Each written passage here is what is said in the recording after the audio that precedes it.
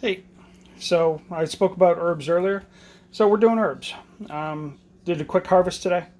And so we've got rosemary. We've got some sage. There's just regular culinary sage. And then we have oregano. And two different types of thyme. The thyme we're going to have to sort through. I lost some to the drought that we had. You can see that. So we're going to be trying to see what we can salvage out of that plant. But this plant here is lemon thyme, and the other one is an English thyme. So here's the process, folks. Real simple. Now, mind you, this is for culinary, personal use only. There are rules about freezing or versus dehydrating versus selling type of deal. A friend of mine who is an apothecary filled me in on that, which I appreciate. Thank you, Wendy. So anyways, we have 1 gallon size Ziploc bags labeled with the herb and the date. Step 1, wash the herbs. Okay. Now I freeze them with the stems on. Okay, like here. The reason why is because those stems you can still use. I tend to use sage stems and more specifically rosemary stems because they're so woody. You can't use them in a you see what I mean? They're like twigs. But that's the idea. You can use those as skewers on the grill. You know, say you take this one here. Leave this little bit here on the end for the rosemary. Take the rest of this off of here. But you can skewer, say, chicken or scallops or even beef, anything. You can skewer on there, and you're going to insert that rosemary flavor into the product you've skewered because the oils are still in the wood. So the rosemary I can do that with, the sage I do that with if I'm real careful.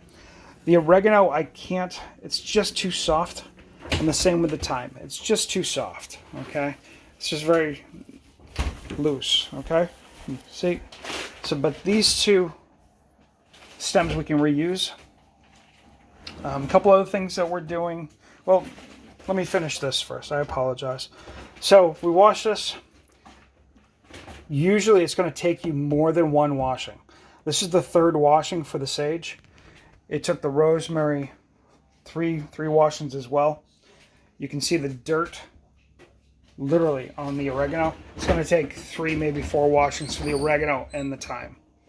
Okay, so we get it to here. This has been sitting for a while. It's almost dry, but it's to a point where we can freeze it. Okay, literally I'm just going to put it in the Ziploc bag like this. Press the air out, goes right in the freezer. As I need it, I can just go pull rosemary out. I can institute it in recipes or chop it up, leave it whole, doesn't matter. It's great for marinades. Anytime you don't need it to look green and beautiful, coming from the freezer, if it's going into a sauce, you don't really need it to look green. The only time an herb really needs to look greenish, say, is cilantro or parsley towards the end of a recipe. Okay, if you're adding it in fresh at the end or in a salad or something like that. Okay, so anyways, that's what that is. We also are doing,